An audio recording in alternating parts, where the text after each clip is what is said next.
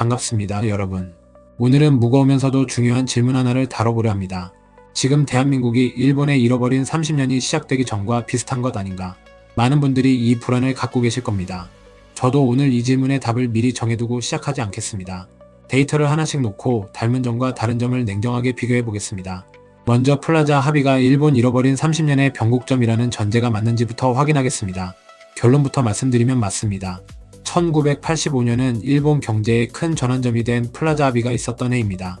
레이건 행정부 당시 재정 적자와 무역 적자라는 쌍둥이 적자로 견딜 수 없게 된 미국의 주도로 9월 22일 미국, 영국, 프랑스, 독일, 일본의 G5 재무장관들이 뉴욕 플라자 호텔에 모여 미 달러화 가치 하락을 유도하기로 공동 합의했습니다. 합의 당시 엔화 환율은 240엔 수준이었는데 불과 1년 만에 150엔대로 조정됐습니다. 엔화가 강제로 절상되면서 일본 수출 기업들이 직격탄을 맞았고 엔고 불황을 우려한 일본은 5%였던 기준금리를 1987년까지 2.5%까지 낮췄습니다. 금리 인하와 시중의 유동성 증가로 부동산과 주식시장으로 자금이 몰려들었고 1980년대 후반 극심한 버블을 만들었습니다. 1991년을 기점으로 주식과 부동산 가격이 각각 붕괴하면서 일본 경제는 크게 추락했습니다. 한때 4만에 가까이 갔던 니케이 주가는 1만 이하로 떨어졌고 1991년을 100으로 환산한 부동산 가격은 2000년에는 25까지 하락했습니다. 정확히 정리하면 이렇습니다. 플라자 합의라는 환율 강제 조정이 출발점이었고 그 충격을 막기 위한 금리 인하가 버블을 키웠으며 1989년 버블을 잡기 위한 급격한 금리 인상이 붕괴의 트리거가 됐습니다. 이제 이 역사적 사실을 지금 대한민국과 하나씩 비교하겠습니다. 먼저 환율입니다. 여기서 가장 중요한 차이가 드러납니다. 일본의 버블은 엔화가 강제로 절상되는 과정에서 시작됐습니다. 통화가 강해지면서 수출 경쟁력이 떨어지고 그 충격을 메우려 풀어준 돈이 자산시장으로 몰린 구조입니다. 지금 한국은 정반대입니다. 원달러 환율이 1540원대로 17년 만에 최고치를 기록하며 원화가 약세를 보이고 있습니다. 일본은 통화가 강해져서 버블이 시작됐고 한국은 통화가 약해지는 상황에서 자산 가격이 오르고 있습니다. 메커니즘 자체가 다릅니다. 한국의 지금 상황은 일본의 1986년에서 1989년 버블기보다는 이란 전쟁 말, 거시 불확실성과 외국인 자금 이탈이라는 전혀 다른 원인에서 비롯된 환율 약세입니다. 닮은 점이 있다면 둘 다 외부 충격, 즉 일본은 미국의 압박, 한국은 미국, 금리 중동 전쟁이라는 외부 변수에 환율이 크게 흔들렸다는 구조적 유사성입니다. 그러나 방향은 정반대입니다. 두 번째는 주가입니다. 니케이는 플라자 합의 이후 4년 만에 거의 4배 가까이 올라 4만 선에 근접했습니다. 코스피는 올해 초 4,300대에서 8,000까지 약 1년 반 만에 거의 2배 올랐습니다. 상승 속도와 폭만 보면 한국이 일본의 버블기 후반부 양상과 비슷한 모습을 보이고 있는 것은 사실입니다. 그런데 상승의 근거가 다릅니다. 일본의 주가 폭등은 금리 인하로 풀린 유동성이 실적과 무관하게 자산으로 몰린 결과였습니다. 한국의 코스피 상승은 삼성전자와 SK하이닉스의 실제 영업이익 폭증, 즉 AI 반도체 슈퍼사이클이라는 실적 기반 위에서 일어나고 있습니다. SK하이닉스의 2026년 영업이익 전망이 마이크로소프트와 구글을 넘어선다는 데이터가 이를 뒷받침합니다. 버블이 펀더멘탈 없는 유동성 잔치였다면 지금 코스피는 실적이 동반된 상승이라는 점에서 본질적으로 다릅니다. 다만 이 실적이 AI 투자 사이클이 꺾이는 순간 함께 흔들릴 수 있다는 점에서 완전히 안심할 수는 없습니다. 세 번째는 부동산입니다. 여기서도 중요한 차이가 확인됩니다. 일본은 부동산 시장이 침체기에 접어들었음에도 경기 부양을 위해 주택 공급을 지속했습니다. 버블 붕괴 이후에도 월 평균 12만 가구의 신규 주택이 공급됐는데 이는 버블기였던 1980년대 월 11만 3천 가구와 큰 차이가 없었습니다.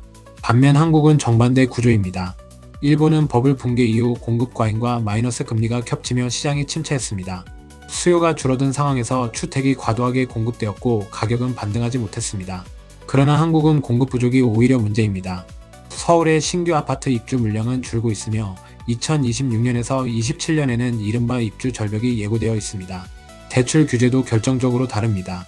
일본은 과거 LTV가 최대 120%까지 적용되며 과도한 대출이 이뤄졌으나 한국은 현재 최소 40%, 최대 70%, 생애 최초 80% 수준으로 규제하고 있습니다. 최근 7년간 한국의 가계주택담보대출 증가율은 연평균 6% 수준으로 일본의 1983년부터 1990년 평균 18%보다 훨씬 낮습니다. 인구 구조도 짚어야 합니다. 한국도 전국적으로는 인구 감소가 시작됐지만 서울, 경기, 인천으로의 집중은 오히려 강화되고 있습니다. 일자리, 교통망, 교육문화 인프라가 결합된 수도권은 도쿄처럼 주택 수요를 뒷받침하는 핵심 요인입니다. 결론적으로 부동산에서는 한국이 일본의 버블 붕괴 경로를 따라갈 가능성이 구조적으로 낮습니다. 공급 부족, 낮은 LTV, 수도권 집중이라는 세 가지 방어선이 있습니다. 이제 경제 구조 전체를 보겠습니다.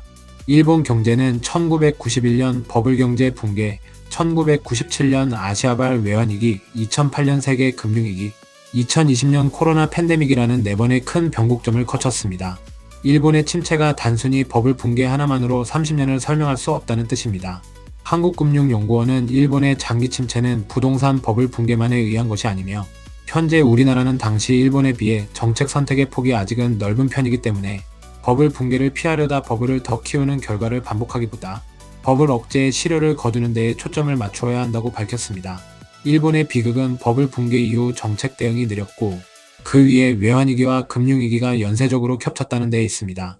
한국이 지금 같은 함정에 빠질지는 버블 붕괴 자체보다 그 이후의 정책 대응 속도가 결정할 가능성이 높습니다. 이제 가장 흥미로운 부분, 문화적 파급력을 비교하겠습니다. 1980년대 일본 대중문화의 위상은 상상 이상이었습니다. 1970년대 혹은 1980년대 초반까지 일본 애니와 IP는 할리우드, 텔레노벨라 바로 다음으로 꼽히는 세계의 대중문화였습니다. 한국의 30, 40대가 어린 시절 보던 만화영화 은하철도 999, 개구리 왕눈이, 마징가가 모두 일본 콘텐츠였고 그때 그 시절의 우리나라 가요 중 적지 않은 곡들이 일본 노래에 영향을 받았으며 일부는 그대로 베끼기도 했습니다. 1980년대 일본 대중문화의 힘은 그만큼 셌습니다. 자니스 사무소라는 레이블이 1980년대 소년대, 히카루겐지 같은 최정상급 보이그룹들을 탄생시키며 일본 대중음악계와 방송계를 휘어잡았는데 그 영향력은 지금 한국의 3대 K-팝 기업 SM, JYP, YG를 하나로 합쳐놓은 것보다도 더 막강했다는 평가를 받습니다. 구로사와 아키라 감독은 할리우드와 유럽 영화계에 큰 영향을 끼쳤고 1990년 아카데미 시상식에서는 스필버그와 루카스의 부축을 받으며 공로상을 수상했습니다. 그렇다면 지금 한국의 문화적 위상은 어디에 있을까요? 데이터로 보면 결코 1980년대 일본보다 작지 않습니다. 넷플릭스가 제작한 K-팝 데몬 헌터스는 넷플릭스 역대 모든 작품 조회수 1위를 기록했고 미국 빌보드 차트, 영국 오피셜 차트, 스포티파이, 기네스 세계 기록까지 국내외를 가리지 않고 신기록을 경신했습니다. 사운드 트랙은 빌보드 200 차트 톱 10에 6개월 연속 랭크인됐고 대표곡 골드는 스포티파이에서 15억 스트리밍을 돌파했으며 영상 공개 198일 만에 유튜브 조회수 10억을 돌파했습니다. 이는 2025년 공개된 뮤직비디오 중 가장 빠른 10억 돌파 속도였고 디즈니 겨울왕국 대표곡 레디고의 1111일보다 훨씬 빠른 기록입니다. 올해 핫백 연말 결산 차트에 캐대언 OST 7곡이 동시 진입했고 로제와 지민도 솔로곡으로 차트에 이름을 올렸습니다. 흥미로운 차이는 확산 방식입니다. 대중문화의 힘은 확산성에서 나옵니다. K-팝이 전 세계적으로 큰 인기를 얻은 것은 K-팝 업계가 저작권에 일본 업계처럼 엄격하게 대하지 않았던 점도 있습니다. 일본 대중문화가 황금기를 구가했던 1980년대 일본 업계 역시 지금처럼 저작권에 집착하지 않았지만 J-팝은 현재 JASRAC로 대변되는 엄격한 음원 저작권 관리로 유튜브 음원 공개에 부정적입니다. 1980년대 일본이 열어둔 확산성을 한국이 그대로 물려받아 더 적극적으로 활용하고 있는 것입니다. 하이브의 중장기 핵심 성장 동력은 66조 원 규모의 글로벌 레이블 시장 진출과 지배력 확대에 있습니다. 수직 계열화된 360도 통합 모델을 통해 압도적인 수익 효율성을 증명하고 있습니다. 종합하면 문화적 측면에서 한국은 지금 1980년대 일본이 누렸던 위상을 매체 환경의 변화 속에서 동등하거나 그 이상으로 재현하고 있습니다. 이 부분은 닮은 점이라기보다 한국이 일본의 황금기를 능가하고 있다고 보는 것이 더 정확합니다. 실제로 한 특파원 칼럼은 제목을 1980년대 일본, 요즘의 한국으로 달면서 경제적 풍요는 닮았지만 그 풍요 위에서 정치가 무너지지 않을지를 걱정했습니다. 이것이 오늘 우리가 점검해야 할 진짜 핵심입니다. 종합적으로 판단해 보겠습니다. 환율에서는 메커니즘이 정반대이기 때문에 일본식 버블 경로를 그대로 따라간다고 보기 어렵습니다. 주가에서는 상승 속도는 닮았지만 실적이라는 펀더멘탈이 받치고 있다는 점에서 본질이 다릅니다. 부동산에서는 공급, 대출 규제, 인구 집중이라는 세 가지 구조적 차이가 한국을 일본의 붕괴 경로로부터 보호하고 있습니다. 문화에서는 한국이 오히려 1980년대 일본을 능가하는 위상을 갖고 있습니다. 그렇다면 닮은 점은 전혀 없을까요? 가장 본질적으로 닮은 부분은 이것입니다. 일본도 1980년대 후반 이 호황이 영원할 것이라는 믿음이 사회 전반에 퍼져 있었습니다. 도쿄 땅을 모두 팔면 미국 전역을 살 수 있다는 말이 그 시대의 분위기를 보여줍니다. 지금 한국에서도 코스피 9,900을 향한 낙관, 서울 부동산은 절대 안 떨어진다는 믿음, 반도체 슈퍼사이클이 끝나지 않을 것이라는 기대가 비슷한 정서적 토대 위에 있습니다. 버블의 본질은 숫자가 아니라 심리입니다. 그 점에서 지금 한국 사회의 낙관적 분위기는 경계할 필요가 있는 신호입니다. 이제 어떻게 대응하면 좋을지 제안해 드리겠습니다. 첫째, 지금의 코스피 상승을 영원한 직선 상승으로 가정하지 마세요. 실적 기반 상승이라는 점에서 일본식 버블과 다르지만 AI 투자 사이클이 둔화되거나 글로벌 금리가 예상보다 더 오르면 실적도 함께 꺾일 수 있습니다. 둘째, 부동산은 일본식 공급 과잉 붕괴 시나리오보다는 공급 부족이 만드는 양극화 시나리오에 대비하세요. 핵심지와 외곽의 격차가 더 벌어질 가능성이 일본식 전국 동시 붕괴보다 훨씬 현실적입니다.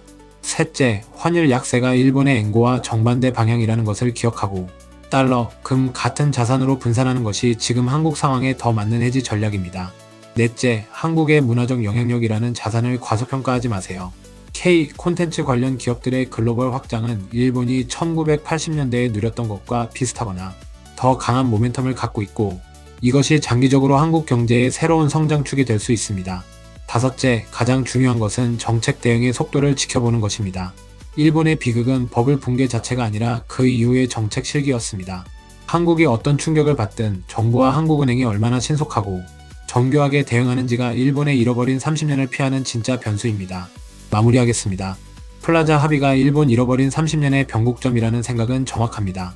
그러나 지금 한국이 그 경로를 그대로 따라가고 있다는 결론은 데이터로 보면 성급합니다. 환율 메커니즘이 정반대이고 주가는 실적이 받치고 있으며 부동산은 공급 부족이라는 다른 문제를 안고 있고 문화적으로는 한국이 더 앞서 있습니다.